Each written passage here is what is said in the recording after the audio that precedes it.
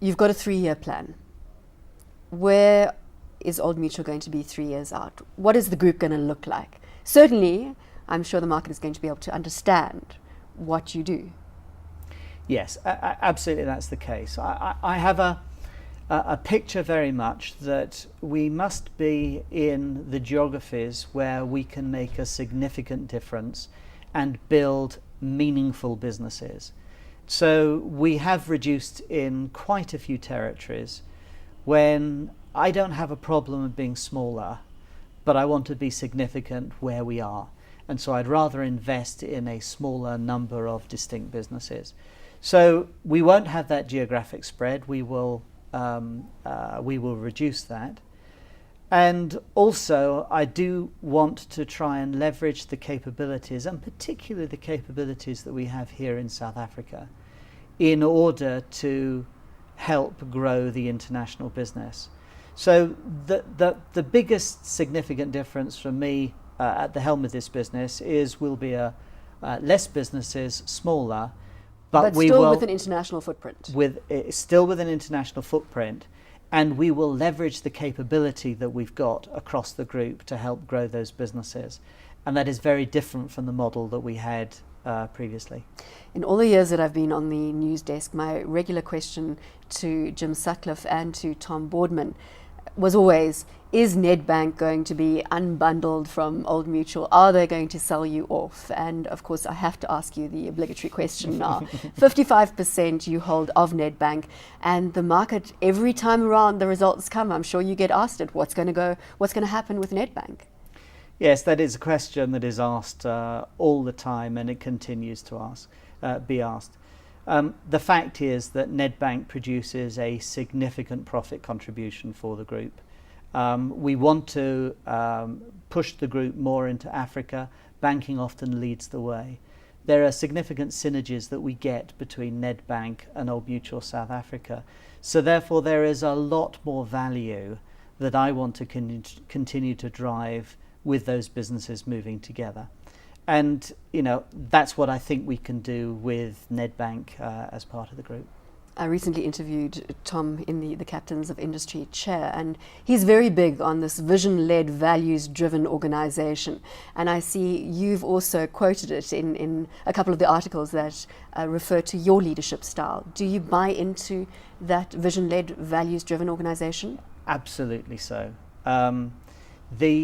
Particularly when you have an international group, I think the behaviors that you want people to have, the values that you want people to have, are absolutely critical. I think one of the wonderful things about Old Mutual is all of our companies, whether the cultures may be different from China or Sweden or South Africa or the US, they all share the same values. And therefore, we will work together better. Now, I think if you've got the right behaviors in an organization, then you need the direction of where you're going. And what we've been working on very much is clarifying the vision of what we want to do, what we want the business to be like. So Tom and I are at one on that one. What is your vision?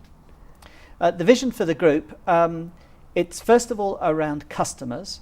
Again, I think we have slightly lost our way. Where you're a dominant life business, often you have to push the product rather than people buying them. And therefore, I think over the years, companies and life companies come up with a good idea of a product. And is that really the right product for a customer? So one of the changes that we're making, and one of the focus, is in everything we do, we're turning around and saying, the customer comes first. Are we giving good service for a customer? Are we giving reasonable pricing for the customer? Are we giving the right products to the customer? And I believe if we do that across all of our businesses and have that customer focus, then we will do well. With the customer focus, are you intent on generating shareholder returns going forward? I just look at the fact that 1999 you listed, what it was around about £1.20, equating to 12 Rand at that time. Current share price is just over 13 Rand. So not much shareholder value has been created since 1999. Is that a key priority from you at this point? Yes, it's the major priority, but not the only priority. I was at Davos in January, first time I've ever been to Davos. And what struck me, how there was a change across all the people were there, turning around and saying, shareholder value is important, but we must remember the social dynamic and the part that our companies have got to play in a country. Now, I think in South Africa, we are way ahead of the rest of the world.